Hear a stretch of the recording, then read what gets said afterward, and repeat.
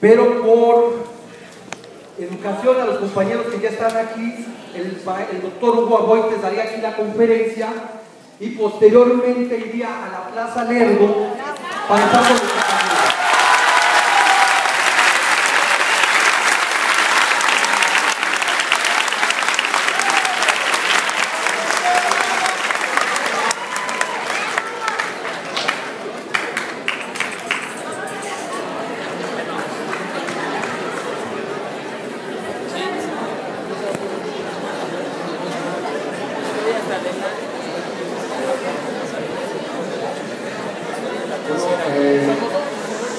Buenas tardes, una afectuosa y cordial bienvenida a todas ustedes, a todas y todos ustedes a esta conferencia en la cual nos ofrecerá amablemente el doctor Hugo Aboites.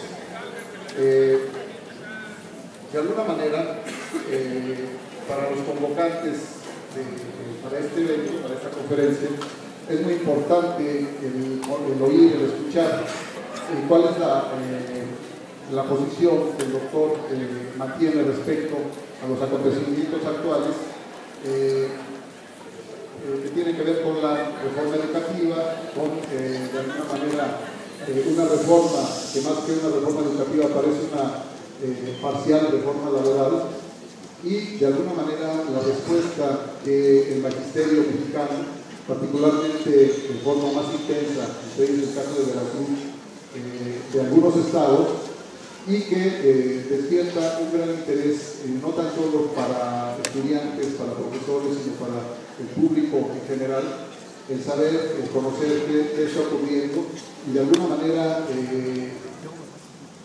como una necesidad también para que se difunda y se conozcan perspectivas distintas a las que tradicionalmente aparecen en los medios masivos de comunicación abiertos. En ese sentido, pues agradecemos al doctor Hugo Aboites Aguilar que esté con nosotros el día de ahora.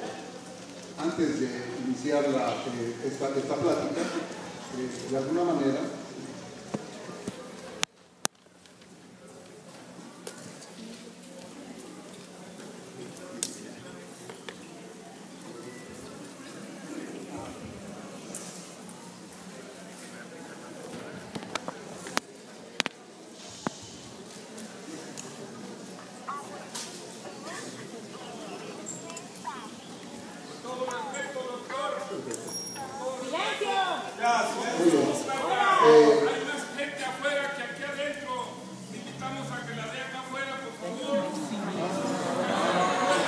por favor, compañeros, estamos iniciando el evento.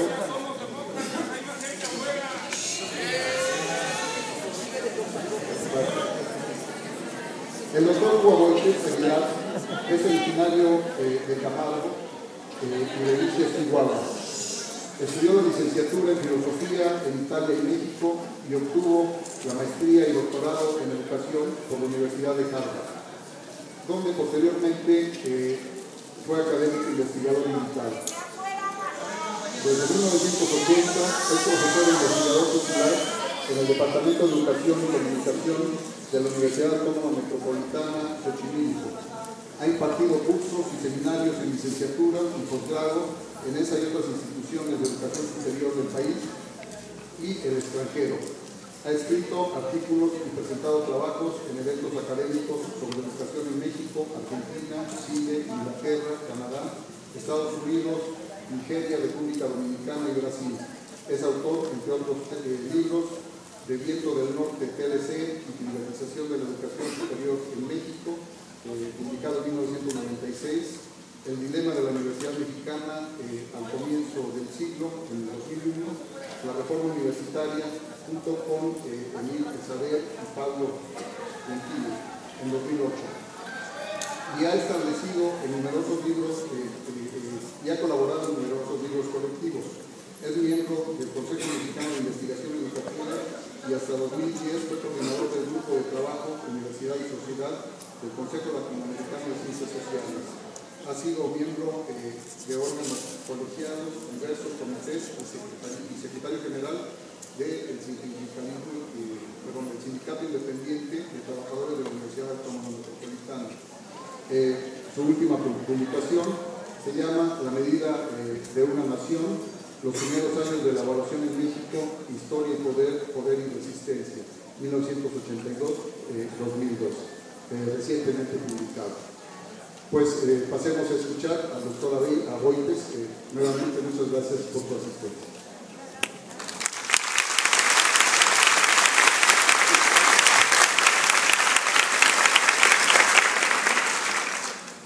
Muchas gracias por la bienvenida, la hospitalidad, y realmente me apremia mucho lo que me están señalando, de que existen personas que no pueden ingresar. La mera verdad es que también quisiera decirles que estoy consciente de que los organizadores de este evento buscaron el auditorio más adecuado y realmente tuvieron problemas en ese sentido. Entonces, esto es lo que tenemos en este momento. Hay espacio todavía acá adelante, sentados si quieren en el suelo, y hay espacio también del lado que viene siendo el izquierdo de ustedes. Yo invitaría lo más posible arriba en el inicio, en la cabeza del pasillo, a que se desplazaran a esta zona para dar cabida un poco más compañeros. Incluso se pueden, por lo que a mí toca, porque miren, yo estoy en una posición un poco incómoda, yo soy aquí un invitado y no puedo empezar a disponer como si esta fuera mi casa. Pero bueno, si los organizadores no tienen inconveniente, yo sugeriría que también se pudieran sentar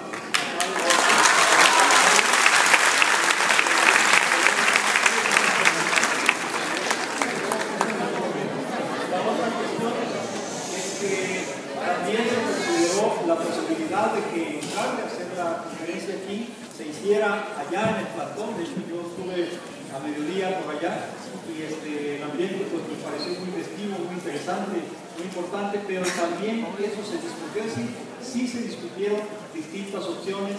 Los organizadores pues tomaron esta decisión y estamos tratando de que en el marco de las decisiones que se tomaron, pues yo estaría desplazándome al final también al plantón pues compartir opiniones con los compañeros que están en este momento allá, y aquí pues estamos tratando de hacer que esto de alguna manera se expanda un poco más allá de las leyes físicas y permita el ingreso de otros compañeros más.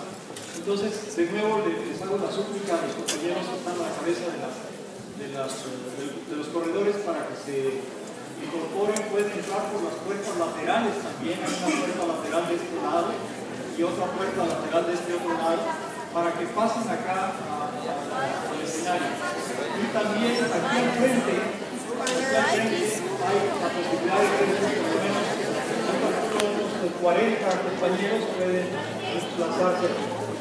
Entonces, miren, la verdad es que es más difícil manejar la situación cuando somos más los que estamos acá arriba que los que están en la audiencia. Así que ya dimos un gran paso en el desarrollo de la humanidad. Esa es una primera nota.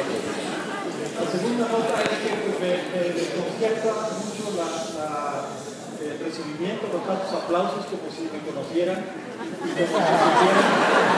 Pues simplemente, bueno, hay un dicho por ahí que dice que música pagada toca mal son, aquí uno diría conferencia aplaudida.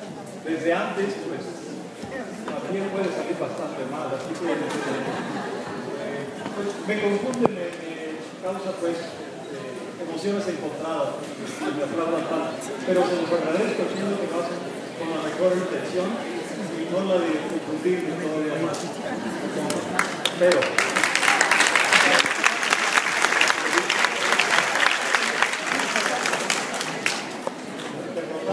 al enemigo con aplausos, es una estrategia jamás vista en el desarrollo de las luchas políticas de este país. Finalmente, bueno, la tercera nota sería que todavía hay lugar a cargar. La cabeza del corredor.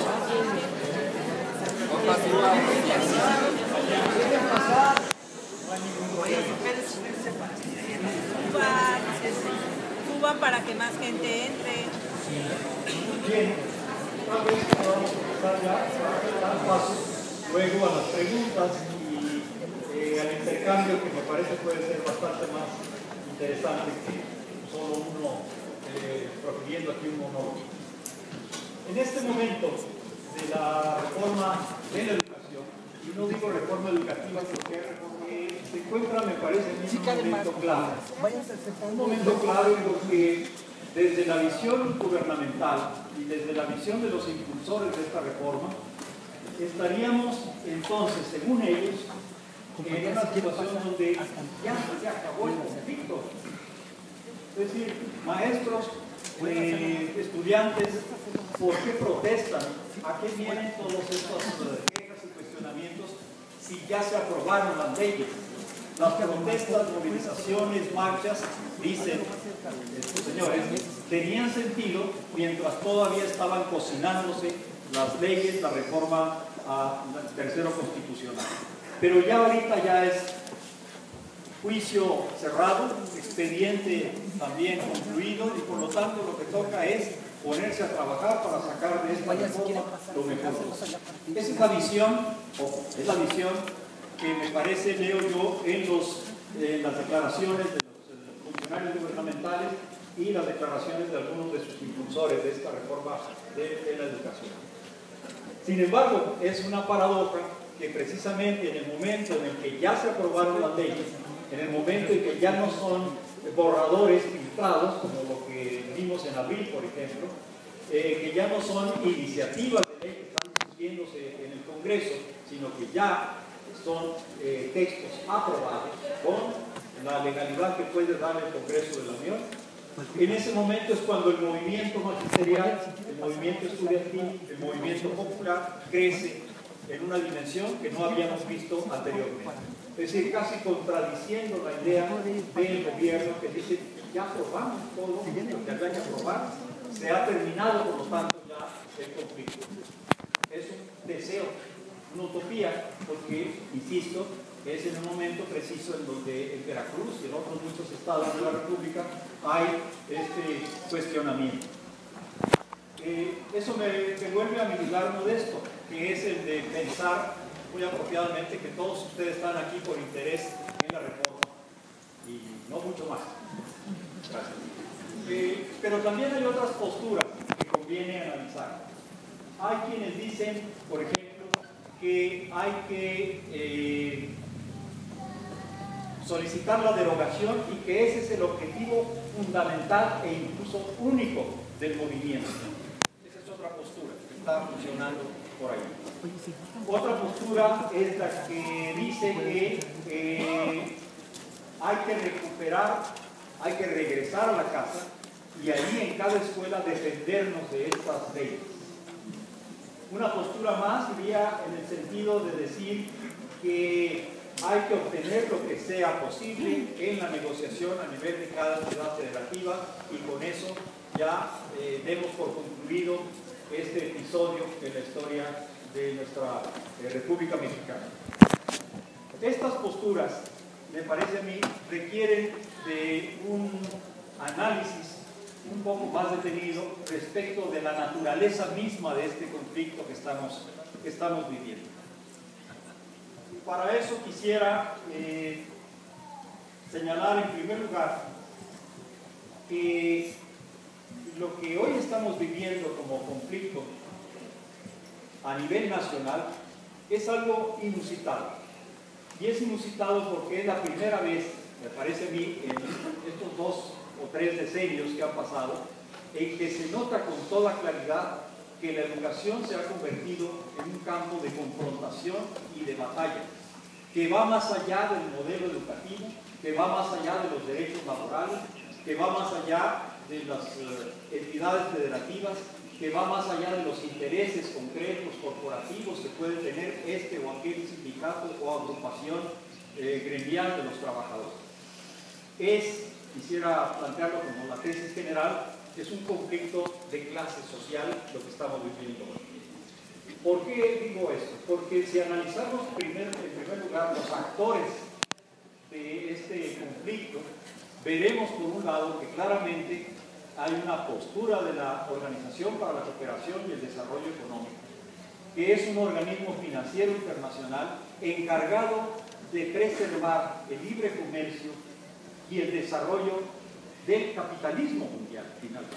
Es decir, que no es ningún órgano educativo, no es la Comisión de Educación de las Naciones Unidas, la UNESCO, no es algún conjunto de centros de investigación en educación que a nivel mundial están reflexionando sobre el avance o crisis de la educación, sino que es un organismo financiero con intereses en la preservación del orden establecido en las finanzas y en la economía mundial, el que está hoy dictando lo que debe ser la educación en México. Por ejemplo, aquí hay un acuerdo de este organismo internacional del 2008 en el que se señala con toda claridad que los maestros deben ser despedidos. Recomienda a las autoridades, en concreto mexicanas, en un acuerdo firmado en el 2008 entre el gobierno mexicano y la Organización para la Cooperación y el Desarrollo Económico. Las recomendaciones que se daban en los años 90 iban en el sentido de que había que mejorar la educación. Las recomendaciones que se dan en los años, después de la primera década de los años 2000, va en el sentido de recomendaciones muy puntuales y específicas. Hay que capacitar a los maestros, hay que evaluarlos y si no cumplen con lo que se espera de ellos, hay que despedirlos. Lo que se espera de ellos, evidentemente, es algo que tiene que ver con una evaluación y una evaluación al modo que ellos la conciben, que no necesariamente es la evaluación como otros lo podemos imaginar. Tenemos por un lado pues a un organismo mundial que emite recomendaciones desde su capacidad, su calidad de organismo de preservación de la economía mundial, no de la educación, de la economía mundial. En primer lugar. En segundo lugar, tenemos también como un importante elemento la presencia de organismos empresariales como Mexicanos Primero, que están definiendo con precisión cuáles deben ser los cambios que deben realizarse en la educación mexicana. No tenemos aquí a la Secretaría de Educación Pública emitiendo diagnósticos y recomendaciones respecto a la transformación de la educación. Tenemos a una agrupación empresarial en donde participa Televisa, Bimbo, Kimberly-Clark y otros muchos grupos corporativos empresariales que están definiendo qué debe hacerse con la educación en el país.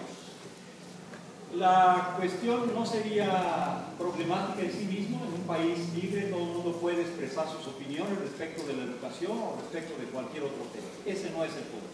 El punto es que, por ejemplo, en un documento de Mexicanos Primero que se llama Ahora es cuando, tiene ese florido nombre, pues, resulta que se dice que para el año 2003 debe haber un cambio legislativo profundo en la educación mexicana. Y este documento está profetizando, en el fondo está sentando, precisando la agenda de transformación de la educación, comenzando por la redefinición de la legalidad mexicana, es decir, lo que se está completando a partir de estos días de septiembre con la promulgación ya de las leyes mexicanas. Ahí se recomienda, entre comillas, recuperar la educación para la conducción del Estado. Pero en realidad, en mucho, se está recuperando la educación para la conducción de estos grupos empresariales y estos organismos internacionales. Tenemos también, del lado de quienes defienden la reforma y la impulsan, a gobiernos que a nivel nacional una y otra vez han introducido reformas que son sumamente cuestionables para la educación. Por ejemplo, el incluir en el Tratado de Libre Comercio a la educación abrió las puertas a la mercantilización de este aspecto tan importante de la vida pública. En 1992, que es cuando se firma el Tratado de Libre Comercio, había 400 planteles universitarios privados. En el año de 2002, gracias a la apertura que significó el Tratado de Libre Comercio, este número ya alcanzó los 2.200 planteles en este país.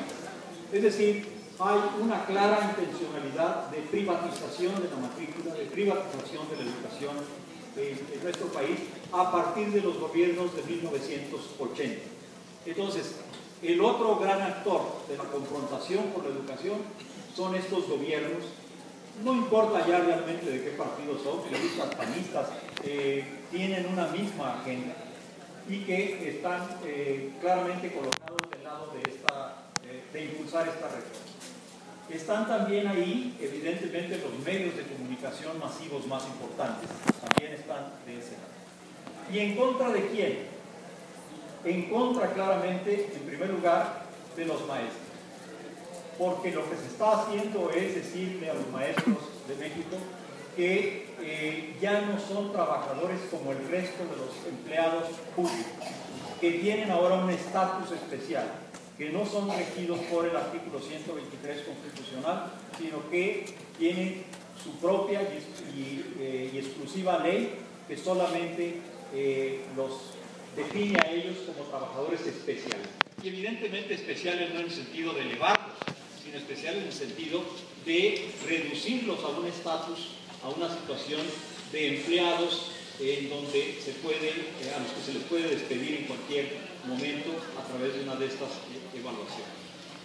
Están también del lado, de este otro lado, analistas, académicos, estudiantes universitarios que ven en lo que está ocurriendo con los maestros un atisbo de lo que puede ser su futuro, de continuar las cosas como están en este país. Están también del lado de estos maestros muchas comunidades, sobre todo en aquellas entidades federativas donde la escuela y los maestros son muy importantes porque representan el único baluarte cultural que existe en muchas comunidades. Representan, en el fondo, la parte olvidada de México, la parte subordinada, la parte explotada de nuestro país. Es una confrontación, entonces, de nivel amplio, social, muy profunda, que se da entre estos dos grandes conjuntos de organismos y de grupos sociales. Maestros, estudiantes, comunidades, padres de familia, por un lado, por otro lado, gobiernos, organismos internacionales, empresarios. Esa es la confrontación claramente entre dos clases distintas, con objetivos también muy claros. Los maestros dicen que, en el fondo, la educación, cuando se quejan, por ejemplo, de que no fueron consultados, es que la educación es algo sobre lo que ellos pueden opinar, sobre lo que ellos pueden decir algo, en donde deben de tener voz y voto, donde su voz puede pesar. Y lo que ocurre ahora, en el término de los objetivos, es que el sector que ya mencionaba, de organismos y empresarios, también dice lo mismo. Dicen que también ellos deben ser escuchados, que también ellos deben ejercer un control sobre la educación. Y esto que parecería un mero conflicto de intereses entre grupos distintos, en realidad es algo bastante más profundo, porque los maestros nunca pensamos en decirle a los empresarios cómo deben organizar sus empresas. Pero ahora lo que está ocurriendo es que el sector empresarial está asumiendo, y lo dice con todas sus letras en algunas declaraciones, que ellos tienen la responsabilidad de que la educación sea mejor.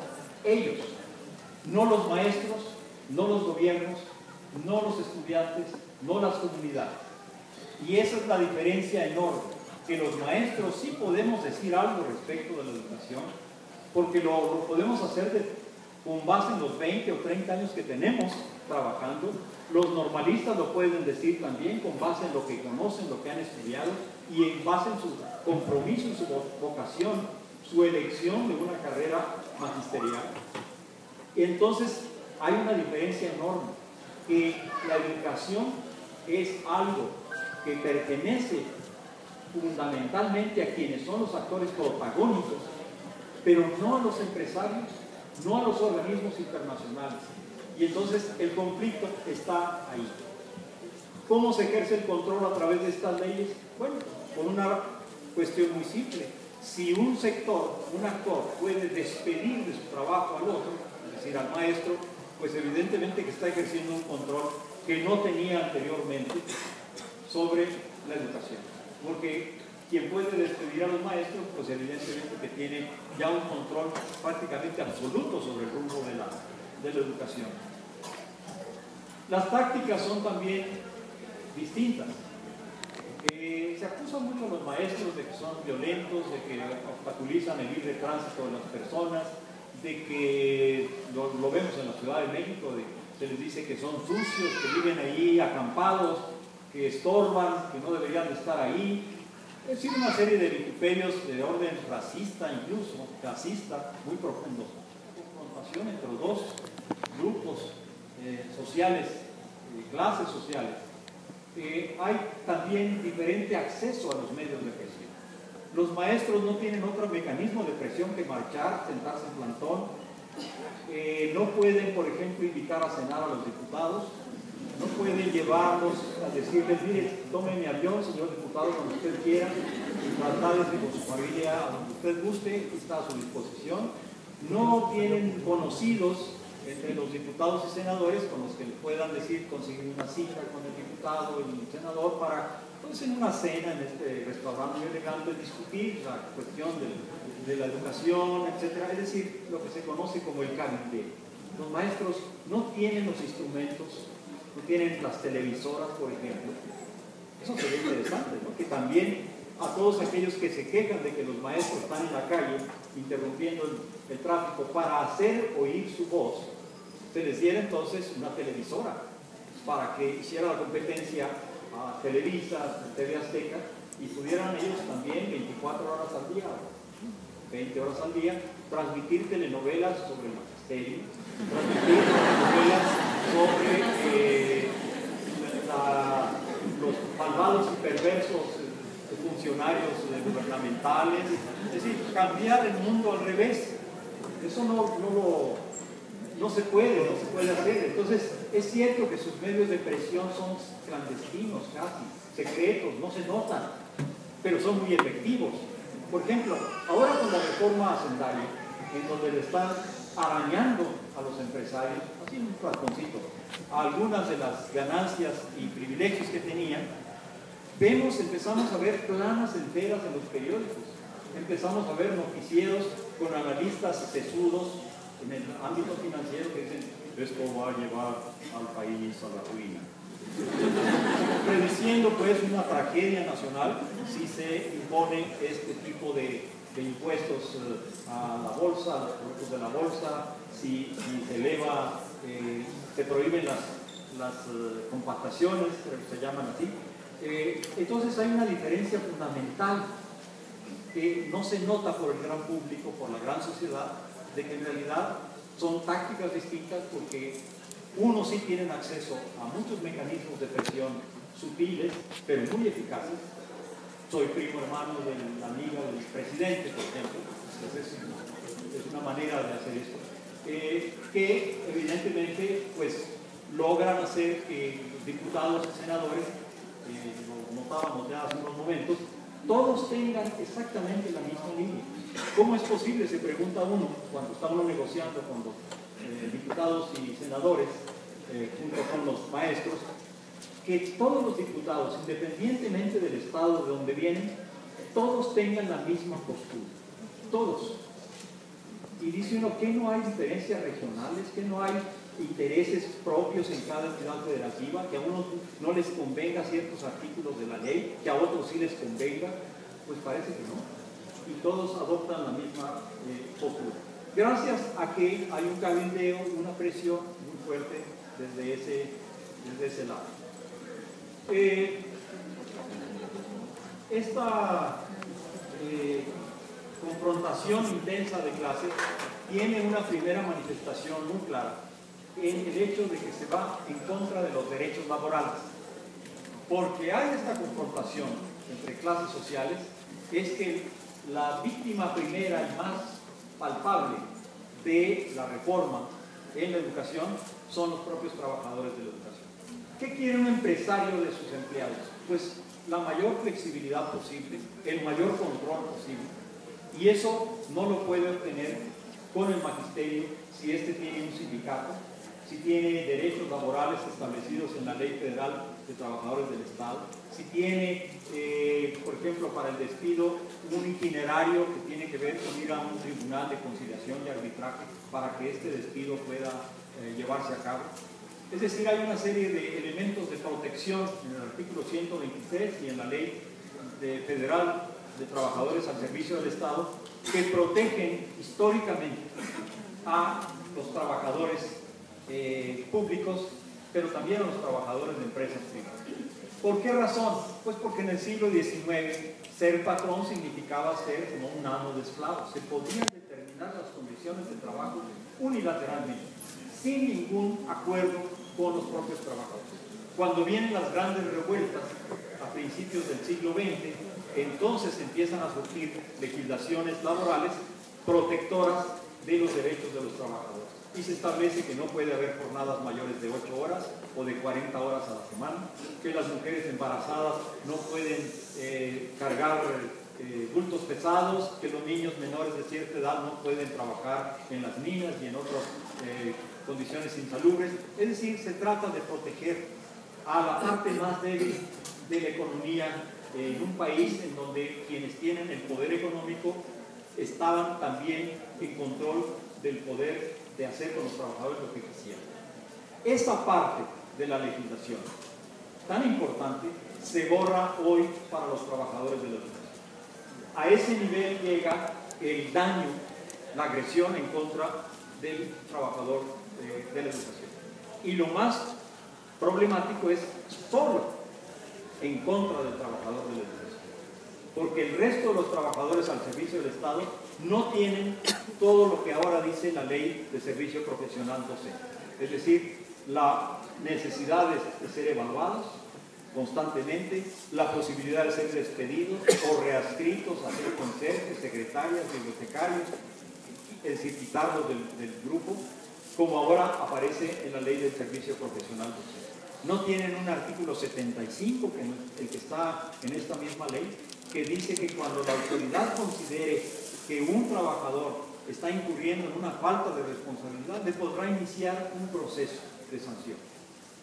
Así, sin especificar las causales, sin decir siquiera, bueno, en caso de que cometa robo de documentos o en caso de que use la violencia contra un trabajador o una autoridad, en esos casos se abrirá un proceso de sanción, etc. No, lo cual es, desde el punto de vista legal, es inadmisible que pueda haber sanciones sin que antes se prevenga al trabajador en el reglamento de cuáles son las conductas que pueden ser sancionadas. En otras palabras, es vivir bajo la amenaza constante de que la autoridad decida en algún momento que estornudar o toser o mirar de cierta manera puede ser una falta de responsabilidad, al arbitrio y a la discreción total de la autoridad educativa en ese momento, lo cual coloca al trabajador de la educación, y reitero, solo al trabajador de la educación de los niveles obligatorios, en una situación de excepción, porque todos los otros millones de trabajadores al servicio del Estado y las decenas de millones al servicio, trabajadores al servicio de empresas, no tienen estas condiciones laborales que ahora se inauguran para los trabajadores de la educación. Por eso la indignación, pero también es una expresión muy clara de la lucha de clase que se está dando hoy en la educación. En el caso de una lucha gremial, es decir, los trabajadores de una fábrica de refrigeradores, por ejemplo, la cuestión quedaría entonces aparentemente reducida a eso, al salario, al ingreso, la permanencia, la promoción. Es decir, que aquí terminaríamos con la lucha entre estos dos actores. En una fábrica de refrigeradores, simplificando mucho las cosas, porque no es lo mismo hacer refrigeradores que hacer bombas o proyectiles para matar gente. Pero vamos a suponer que habría entonces esta situación, donde la cuestión laboral es simplemente salario, ingreso, promoción, permanencia, condiciones de trabajo. Y no importa ya si son refrigeradores, son refacciones, bujías, transmisiones, automóviles o lo que sea. Pero en el caso de estos trabajadores, los trabajadores de la educación, la cosa es mucho más importante y grave, porque no son trabajadores cualquiera, cualquier tipo de trabajador. Son trabajadores encargados de formar a seres humanos, no a ser refrigeradores. Y esta distinción es crucial, porque, por ejemplo, el criterio o el concepto de calidad que se ha metido ahora en el discurso y en el artículo 3º constitucional está jalado tal cual de los cabellos del proceso de producción comercial mercantil.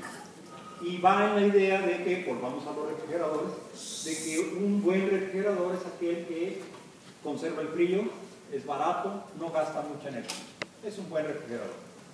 Pero cuando tratamos de hacer lo mismo y transportar el término, el concepto de calidad a la escuela, a la formación de seres humanos, entramos en problemas. Porque un niño, un joven, es un ser humano, una persona sumamente compleja. Y reducirla a esta persona a 2 o 3 indicadores es fundamentalmente injusto e incompleto, absurdo. Si tú eres bueno en español y matemáticas, dice la prueba enlace, ya eres de excelencia. Y si no, entonces no eres de excelencia, eres insuficiente. Pero si es un gran pintor que tenemos ahí formando, es un gran artista, un gran escultor, un atleta, es decir, hay tantas posibilidades en la persona humana que una prueba, como enlace, por eso ya la quitaron, espero que sea la razón, no puede abarcar.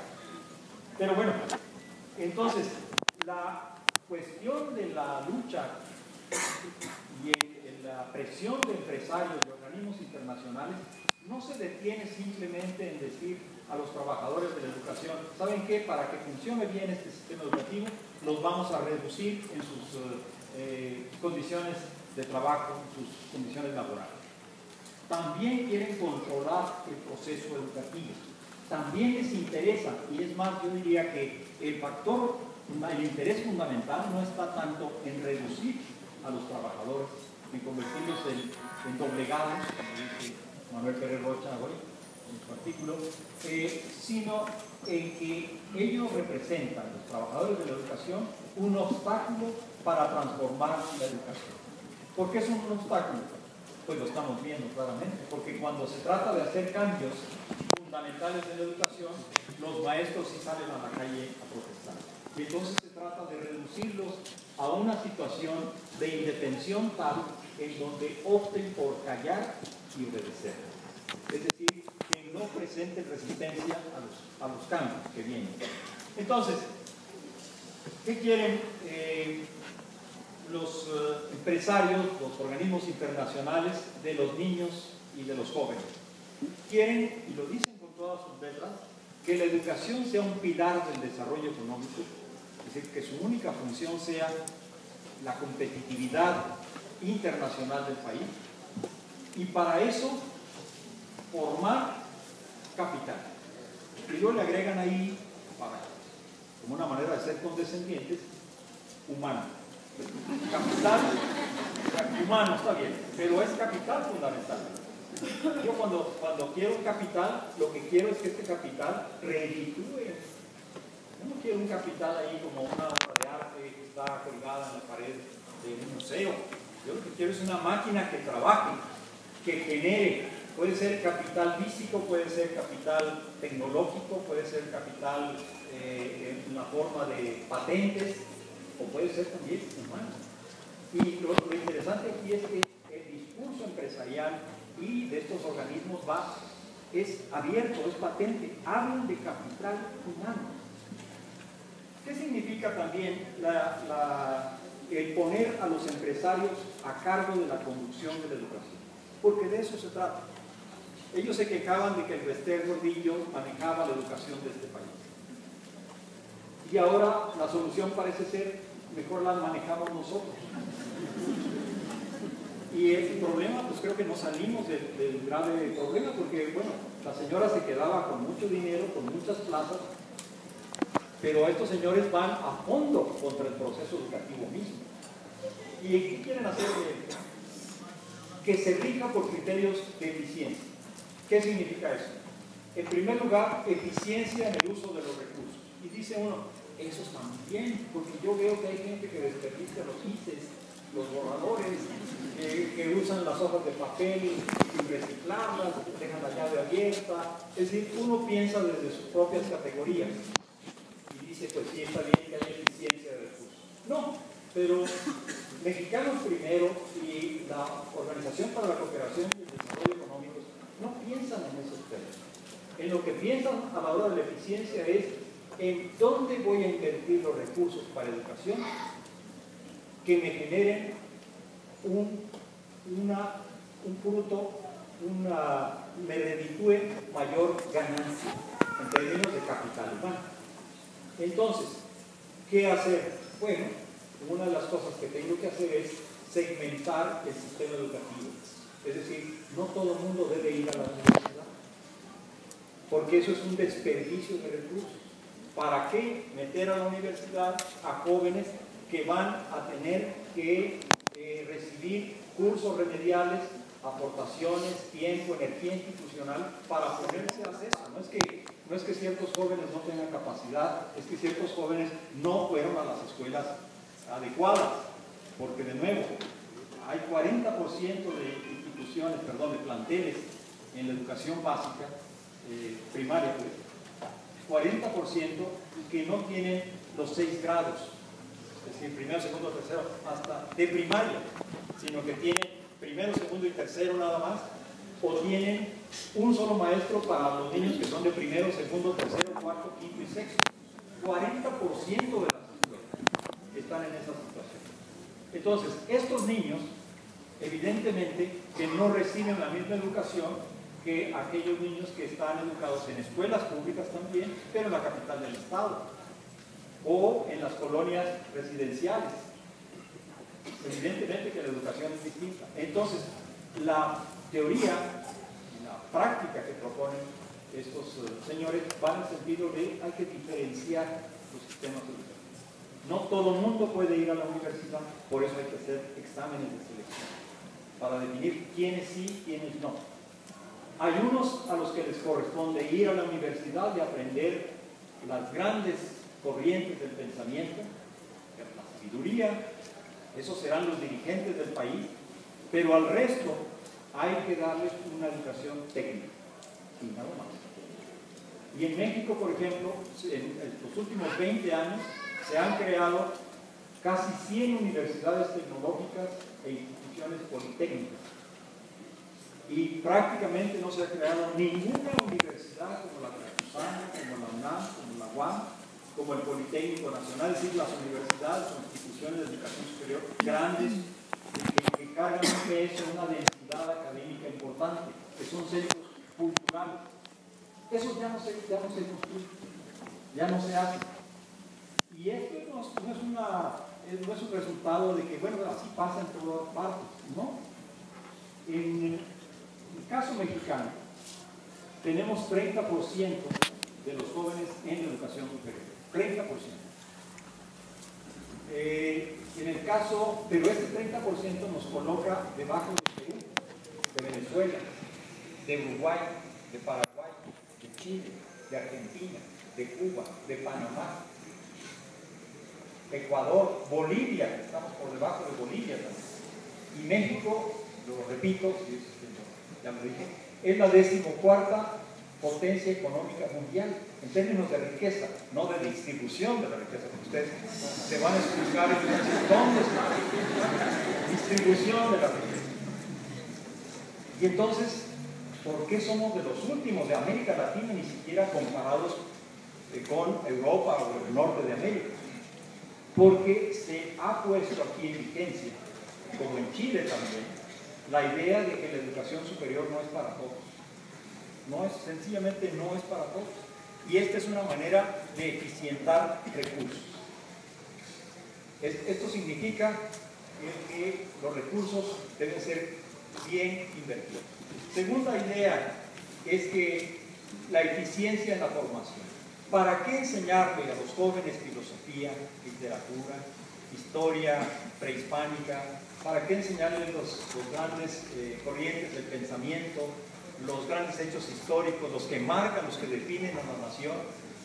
Si en realidad van a ser simplemente técnicos, no vale la pena. Entonces, se va por la idea de las competencias, es decir, hay que enseñar habilidades e informaciones muy específicas, nada más lo estrictamente necesario, una educación anoréxica, de tal manera que se ahorre muchos recursos a la hora de proceder en el proceso educativo. Finalmente, la eficiencia en la gestión. Las escuelas no deben ser un centro democrático, donde los estudiantes y los maestros deciden cosas juntos. La idea de la autonomía, por ejemplo, de la república de estudiantes y maestros, eso no vale. Esta idea de que, como pasa en la UNAM, en la UAM, y entiendo en la veracruzana también, en donde son los maestros y estudiantes los que definen cómo se debe formar a un ingeniero, a un médico, a un abogado, a través de la aprobación de los planes y programas de estudio. Bueno, eso para los empresarios es un absurdo. Dice, tiene que haber un gerente, no un rector. Y si se sigue llamando rector, no importa. Lo que importa es que tenga las funciones de gerente. Y hemos visto esta gerencialización progresiva de los puestos más altos en la universidad. Los rectores cada vez menos son representantes de una comunidad diversa y plural. Y el encargado de tratar de crear consensos y llegar a acuerdos que permitan y favorezcan el funcionamiento de la institución, y se ha convertido más en simples transmisores de las iniciativas, elevar colegiaturas, poner más requisitos académicos, etcétera, que vienen de fuera de la universidad. En otras palabras, hay ahí una propuesta de educación en lo que tiene que ver con la postura de empresarios y de la Organización para la Cooperación y el Desarrollo Económico, que es muy concreta, muy específica.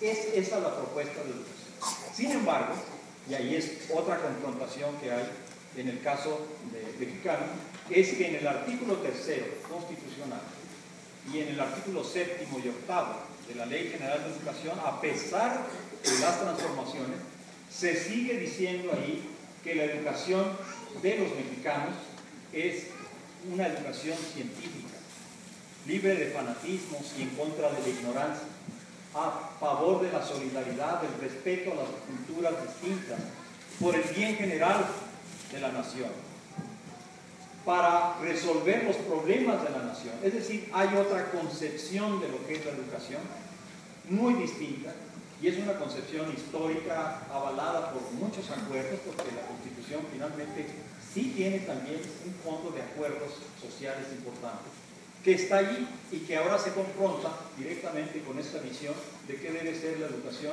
que tienen los empresarios. Una educación para el capital humano, para formar capital humano, una educación para la eficiencia en recursos, en la formación y en la gestión. Entonces, es un conflicto de clase que se transporta también, se pasa también a un conflicto en la educación misma. Por eso es tan importante lo que ustedes están haciendo hoy en Veracruz, de protestar y de salir a la calle, porque no solo está en juego si me van a correr o no, lo cual ya es bastante importante, sino además la formación que van a recibir los niños y jóvenes que vienen detrás. A lo mejor todavía esto se salva, pero los que vienen detrás, si esto avanza, van a recibir una formación de capital, para que sean capital. Y eso nos convierte en autómatas, robots incapaces de pensar críticamente, de ver la realidad de manera distinta. También, esta es otra dimensión de este conflicto, que muchas veces no se traspasa, no se plantea claramente, es que en el fondo, como la Coca-Cola, la calidad debe ser igual en todas partes. Una Coca-Cola que sepa a Jamaica, en Chiapas, y que sepa a agua de horchata en Nuevo León, no sirve como Coca-Cola. Porque la idea de un producto de calidad es que siempre sepa igual, es decir, que el cliente que destapa la botella reciba la chispa de la vida y no una horchata, una Jamaica. Entonces, esa es la idea de la calidad, es la uniformidad. porque entonces yo puedo comparar si tengo evaluaciones uniformes, es decir, si tengo una evaluación, por eso calidad está tan vinculada a la evaluación, porque es lo que me garantiza que la Coca-Cola está intacta, que no cambia, es que la estoy sometiendo a un control de calidad periódico. Entonces, pero esa concepción de la educación va en contra directamente de lo que es este país. Uno viene a Veracruz y encuentra una república, no encuentra un departamento o una sección de la República Mexicana. Encuentra uno formalmente dice el artículo 40 de la Constitución, un Estado libre y soberano. Y yendo más allá de eso, uno encuentra una república en el sentido de que la manera de hablar, los referentes culturales, la historia, la literatura, aquí tiene una viveza que es comparable a la que tiene un país en otras partes del mundo. Muy distinta a la de Chihuahua, o muy distinta a la de Jalisco, de Nuevo León. Y sin embargo, se trata de hacer de la educación una medida igual para todo el mundo. Es decir, que todo el mundo, de manera uniforme, que tenga una sola cultura. Claro que pueden los de Guadalajara seguir con sus mariachis, los de Chihuahua con sus camisas de cuadros, como en Estados Unidos, ¿no? Los hawaianos siguen bailando, todo lo demás. Pero la cosa es que la uniformidad esté presente en lo que es la cultura más profunda respecto del consumo, por ejemplo. Entonces, esta reforma de la educación va en contra del hecho de que somos un país con más de 60 culturas distintas y lenguas distintas, en contra de que somos un país con vocaciones regionales muy diversas. La economía, la sociedad son muy distintas en cada una de las regiones. Por lo tanto, esta idea de capital humano también va en el sentido de uniformizar a un país diverso como es el México. Todo esto que está en juego hoy y que aparece y desaparece en las discusiones, porque si ustedes analizan las leyes verán que hay frases que hablan de la pluralidad y del respeto a las culturas y las regiones, precisamente porque ya desde hace meses se ha estado insistiendo en estos puntos. Y se habla del respeto a los derechos de los trabajadores, también porque desde hace meses se ha estado planteando en estos términos. Todo esto ha llevado a una cosa muy importante, a la construcción de un movimiento nacional. Hoy estamos en una situación inédita, insólita, que como muchos dicen, hace un año nadie la pudiera haber anticipado.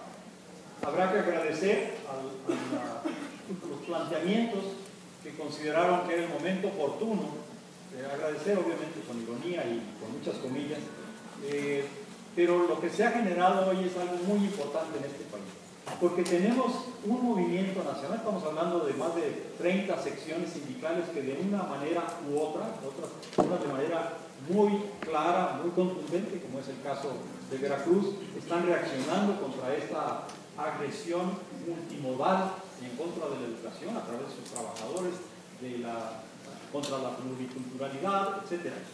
Y están generando entonces toda una corriente de ideas, de propuestas, de críticas, de cuestionamientos, que son algo que está vivificando la idea de la educación. Hay, por ejemplo, un documento que se llama La educación que necesitamos los mexicanos, ustedes verán que busco de repente el documento y no lo encuentro.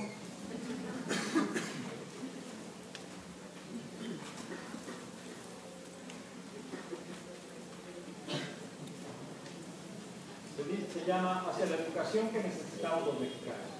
Y es una elaboración de unas cuartillas, lo pueden encontrar en internet fácilmente, nomás ponen el título, Coordinadora Nacional de Trabajadores de la Educación, hacia la educación que necesitamos los mexicanos. Pero aquí hay una actualización de los planteamientos, estos del artículo 3º y de la Ley General de Educación 7º y 8º, se hacen los cambios ahora ocurridos, que reivindican esta corriente profunda de la educación. Y ahí, por ejemplo, hay cuestiones sobre la evaluación, que es un punto que pues es especialmente importante. Lo que se propone en este documento es una evaluación, dice,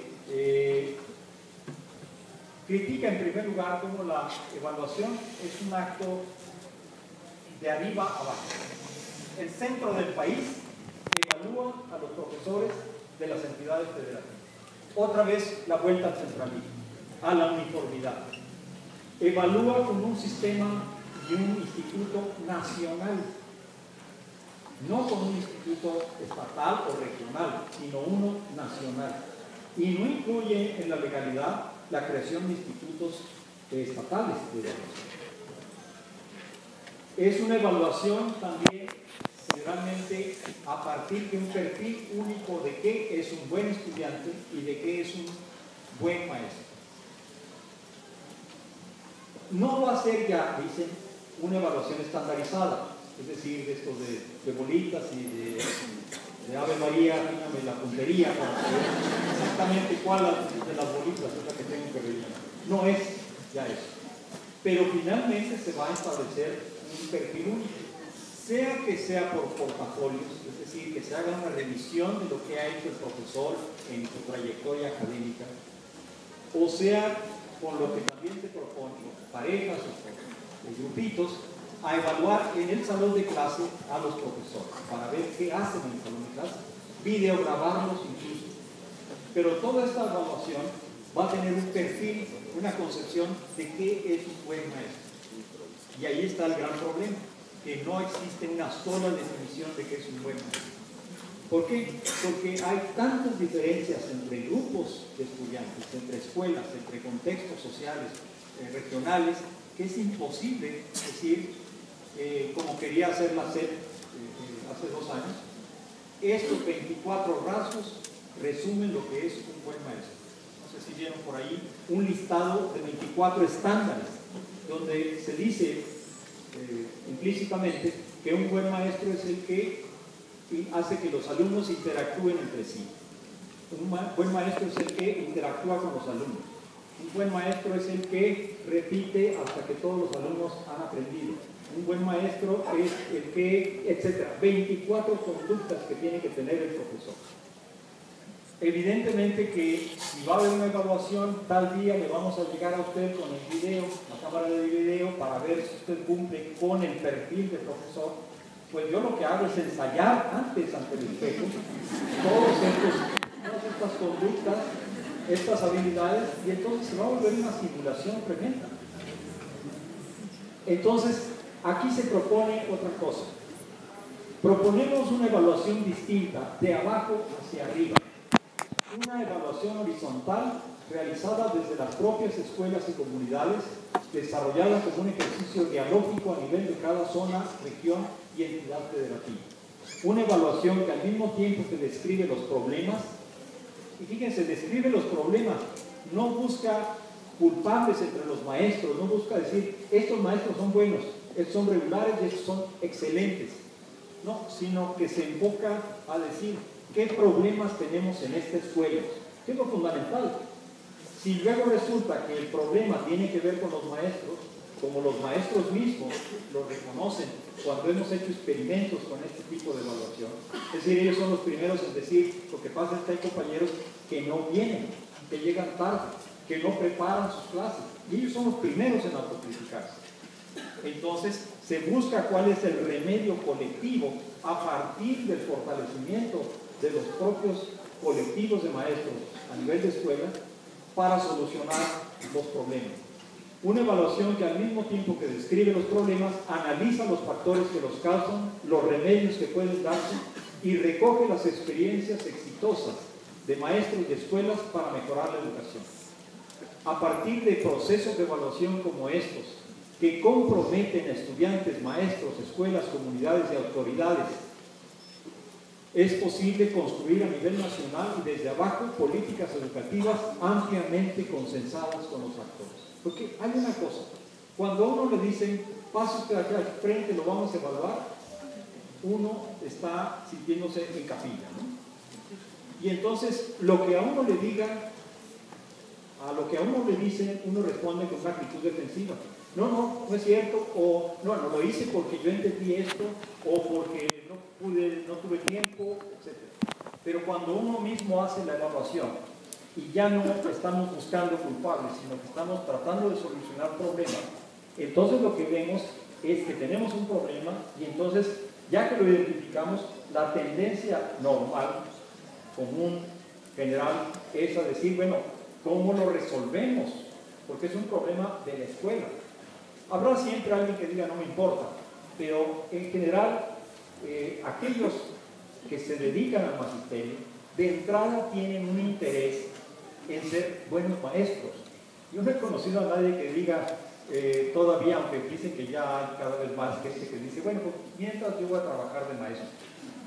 Pero en general, la gente que está en la normal, que se dedica al magisterio, tiene como orgullo profesional de decir, bueno, yo quiero ser un buen profesor.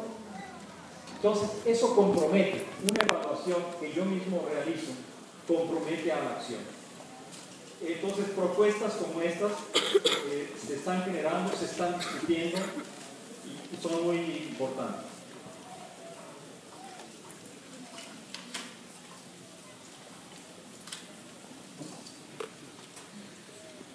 La otra consecuencia de esto que estamos viviendo hoy es que claramente esta reforma de la educación es una reforma ya deslegitimada. En otras palabras, no solo se ha conquistado con este movimiento crear una fuerza social muy importante a nivel nacional, no solo se ha logrado generar propuestas educativas distintas a las del capital humano, sino también se ha logrado descalificar. Cada día que ustedes están en un plantón, cada marcha que se realiza es un grano más que se agrega a la balanza de esta ley realmente es buena o no. Y claramente se está inclinando cada vez más la balanza en el sentido de que esta es una ley tan cuestionada, una ley que no la defiende ni un señor que se llama Juan Díaz, una ley que no tiene entre el cuerpo académico de las universidades seguidores entusiastas, tiene por lo menos un silencio, pero no vemos desplegados de intelectuales y académicos diciendo esta ley es fabulosa, esta reforma va realmente a engrandecer el país. No tenemos nada de eso. Incluso hay funcionarios que prefieren no decir nada respecto de esta ley. Es una ley ya deslegitimada y como tal es una ley que no funciona como ley, porque una ley que no tiene consenso no es una ley que inspire a la acción, no es una ley que despierte las iniciativas, la creatividad y sobre todo el compromiso. Entonces, la otra secuela de este conflicto es que hoy tenemos a un gobierno entramado. Tenemos un movimiento que crece y a un gobierno acorralado, diría yo incluso. ¿Por qué? Porque está en un dilema. Si reprime, el movimiento crece, como lo vieron aquí ustedes y como lo vimos allá en el Zócalo de la Ciudad de México. Si no reprime, el movimiento se extiende.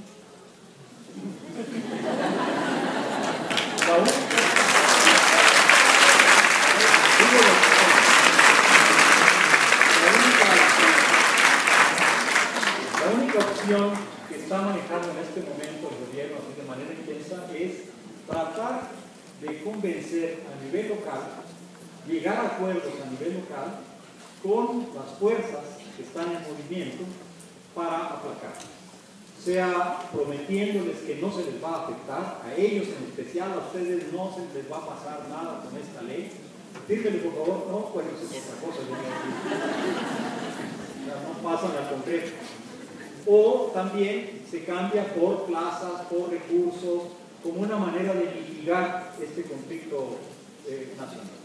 Lo que sí queda claro, me parece a mí, y ya con esto termino, es que la lucha por la derogación de la modificación constitucional y de las leyes secundarias, las 3 leyes, es una demanda que debe permanecer, porque eso es lo que puede permitir, en todo caso, que haya una búsqueda de una salida que el gobierno pueda darle a esta situación.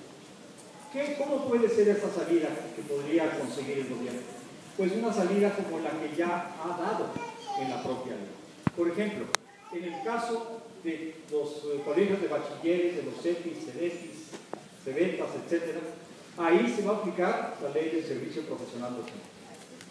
Porque la única excepción es en el caso de las universidades autónomas.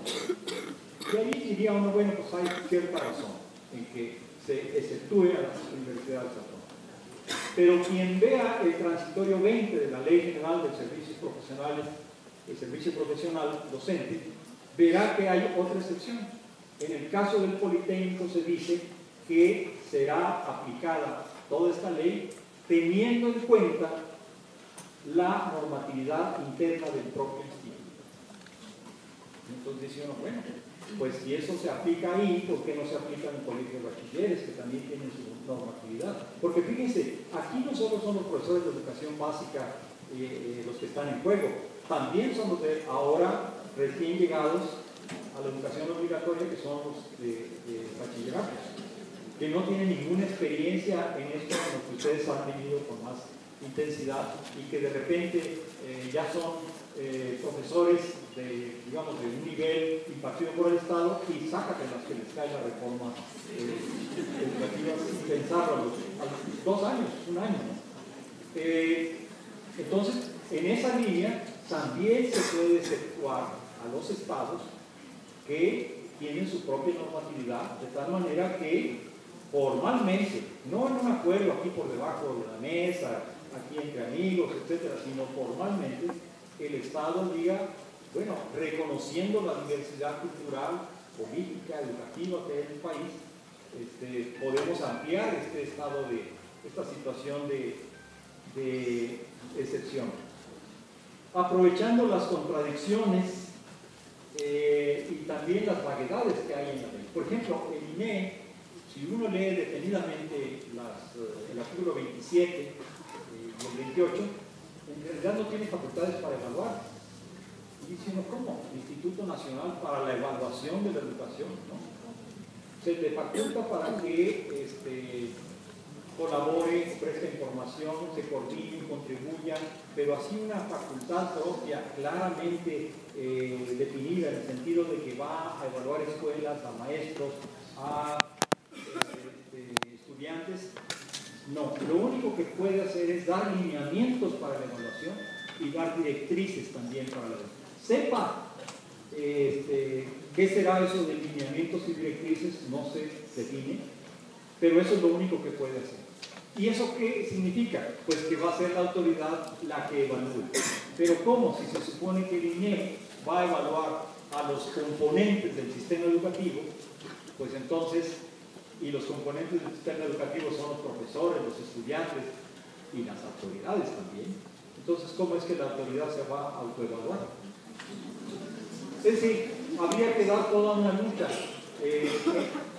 que respete a nivel general la idea de que deben abrogarse estas leyes, virtual o realmente, y que eso abra paso a que el Estado se vea obligado, el gobierno, a buscar soluciones, salidas a esta situación de entrampamiento tan profundo en que se encuentra él. Y comparar a la hora de la reforma hacendaria, que es supuestamente contra los empresarios, ahí lo que vemos es que ya cayeron las colegiaturas, perdón, el IVA en colegiaturas ya está muerto. Se les exime del IDE, que es el impuesto a los depósitos en efectivo, se les exime del impuesto del 2% a la nómina y solo se les aumenta 10% en el impuesto, o sea, tal vez un impuesto de 10% a las ganancias de la bolsa. Pero el rugido del sector empresarial es fuertísimo ya, en el sentido de que todo esto va a provocar un desastre nacional. En otras palabras, el conflicto sigue en curso, la confrontación está ahí vigente y lo importante me parece a mí es que en todo caso reconozcamos que estamos viviendo un momento histórico, un momento que para muchos no se va a repetir, y aquí levantamos la mano todos los de cabecitas blancas ya,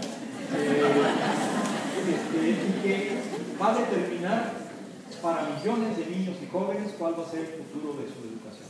Por eso camaradas, compañeros, colegas, maestros. Es tan importante lo que están ustedes haciendo aquí en Veracruz.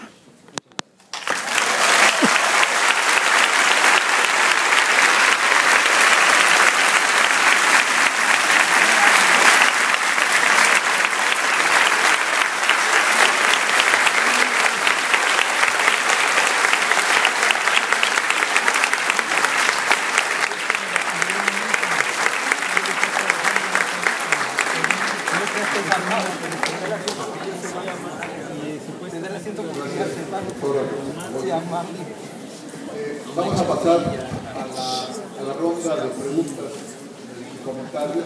Vamos a tener una primera participación donde planteamos que sean 4 intervenciones para que uno pueda dar un comentario o respuesta a estas. Entonces, posteriormente tendremos otra ronda